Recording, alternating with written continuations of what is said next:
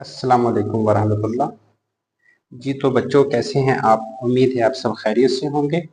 अच्छा बेटा, आज का हमारा जो टॉपिक है वो है स्टमक। अच्छा बेटा, स्टमक पहले ज़रा समझ लें कि कैसा आर्गन है, कहाँ पाया जाता है, कौन कौन से मटेरियल्स खारिज करता है। अच्छा बेटा, अगर हम स्टमक की डायग्राम देखें तो बेटा ये ऐसी होती है। देखें, ओरल कैविटी या बक्कल कैविटी से खुराक आती है ईसोफेगस में।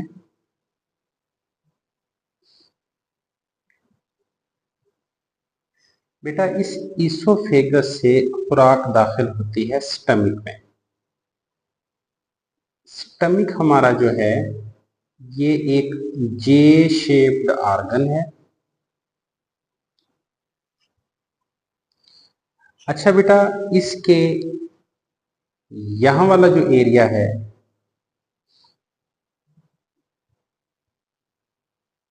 इस ऊपर वाले एरिया को हम कहेंगे कार्डिक पोर्शन। Cardiac portion. और बेटा स्टमक का ये जो नीचे वाला एरिया होगा इसको कहेंगे पाइलोरिक पोर्शन।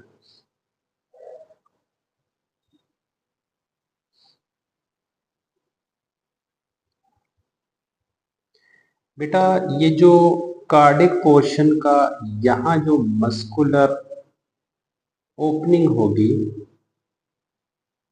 इसको कहेंगे कार्डिक स्फिंक्टर।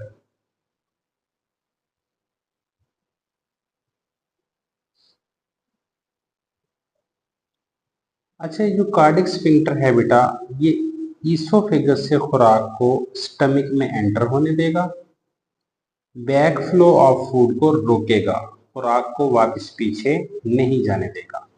बिल्कुल इसी तरह बेटा ये जो पाइलोरिक पोर्शन है इसके भी लास्ट में ये सर्कुलर मसल्स होते हैं, इनको कहते हैं पाइलोरिक स्फिंक्टर।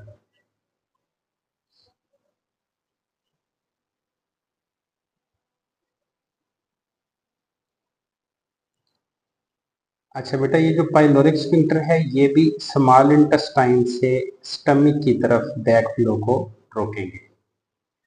अच्छा बेटा, अगर हम स्टमक की बनावट की बात करें तो ये बेसिकली मस्कुलर आर्गन है।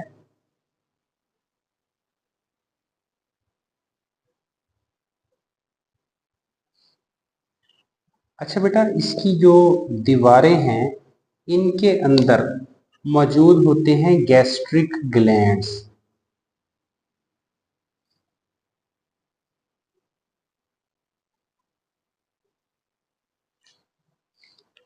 जी बेटा, ये जो होंगे ये होंगे गैस्ट्रिक ग्लैंड्स।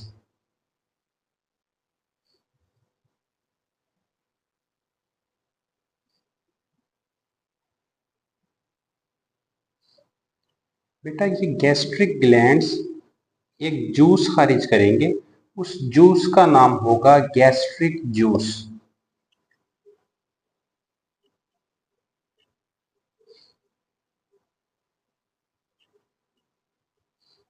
इस गैस्ट्रिक जूस में बेटा तीन चीजें होंगी। नंबर एक, तो इस गैस्ट्रिक जूस में होगा HCl, hydrochloric acid. Number two, इसमें होगा पेप्सिनोजेन।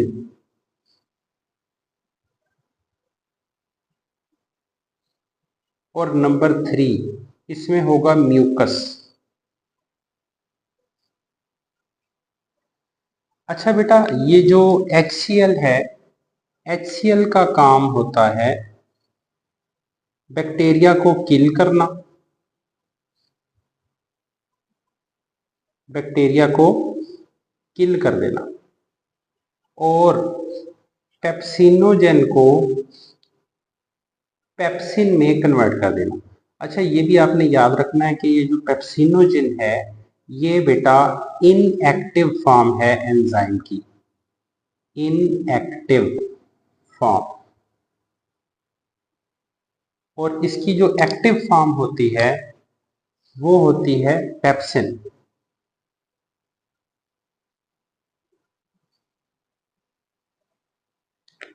अच्छा बेटा, ये जो पेप्सिन है ये एक्टिव फॉर्म है।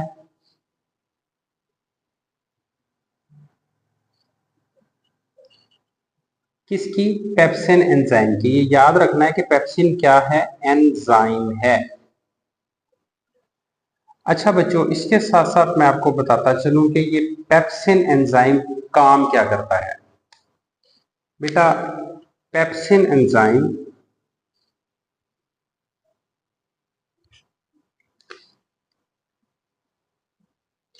ये ब्रेकडाउन ऑफ प्रोटीन करता है।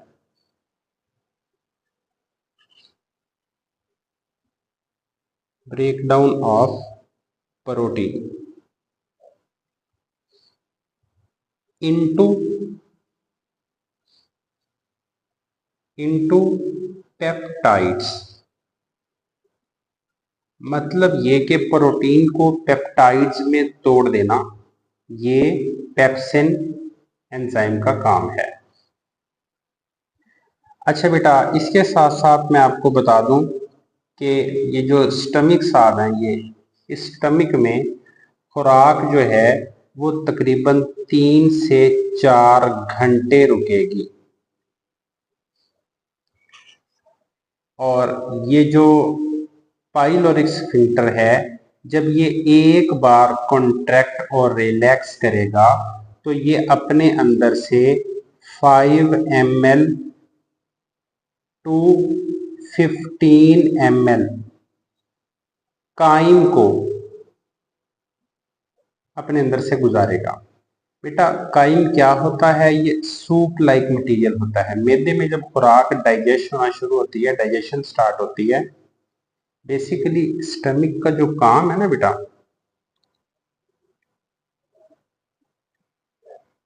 वो डाइजेशन ऑफ फूड है। डाइजेशन ऑफ फूड, खुराक को डाइजेस्ट करना। अच्छा बेटा, ये जो काइम है, काइम बुनियादी तौर पर क्या होता है? ये सूप लाइक मटेरियल होता है। सूप लाइक मटेरियल,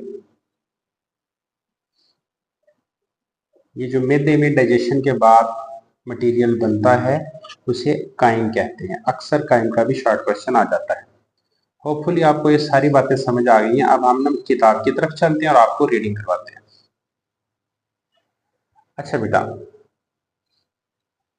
जैसा कि बेटा ये आपको नजर आ रहा होगा सामने, हाँ जी, स्टमिक, J-shaped stomach is located in the upper left side of the abdominal cavity below the diaphragm। ये डायाफ्राम के बिल्कुल पीछे नीचे पाया जाता है। The part of the stomach immediately after esophagus is called cardiac end। अभी मैंने आपको बताया कि इसोफेगस के फौरी बाद ये जो स्टमक का पोर्शन होता है इसे कहते हैं कार्डिक पोर्शन। अच्छा बेटा, while the part before stomach before small intestine is called pyloric end। बेटा, स्टमक का वो पोर्शन जो स्मॉल इंटेस्टाइन से पहले है उस पोर्शन को कहेंगे पाइलोरिक पोर्शन।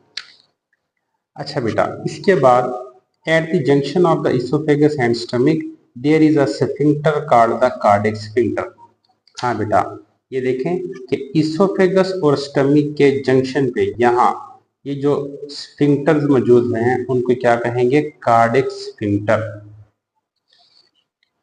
अच्छा बेटा, it prevent food from flowing back from stomach into the oesophagus.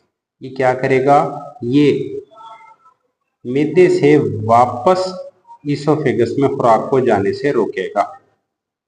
Similarly pyloric sphincter is present between stomach and the small intestine. ये स्टमक और स्मॉल इंटेस्टाइन के दरमियान मौजूद होगा। ये देखिए, ये जो पाइलोरिक स्फिंक्टर है ये स्टमक और स्मॉल इंटेस्टाइन के दरमियान मौजूद होगा। अच्छा बेटा, इसके बाद stomach is responsible for the mechanical and partial chemical digestion of the food. It also stores food. The wall of the stomach are made of thick, smooth muscles. When food arrive in stomach, these muscles contract rigorously. Their contraction help in the churning of the food into smaller pieces. अच्छा बेटा, ये जो churning है, churning का क्या मतलब है? Breaking down of food. ये भी पेपर में शॉर्ट क्वेश्चन पूछा जा सकता है कि व्हाट इज चर्निंग, तो आपने बताना है। अच्छा, इसके बाद है heat is also produce due to this churning.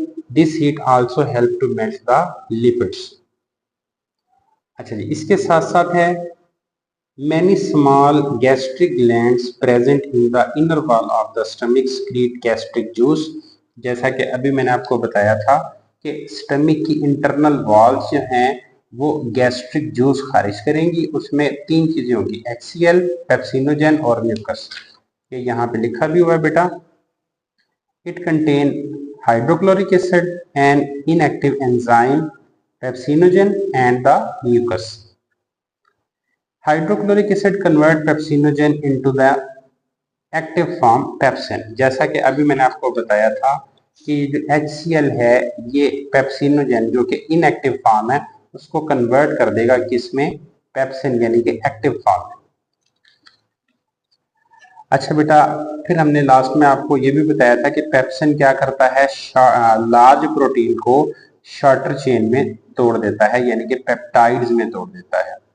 Hydrochloric acid also kill pathogenic bacteria present in the food. और बेटा ये जो म्यूकस होगा ये क्या काम करेगा?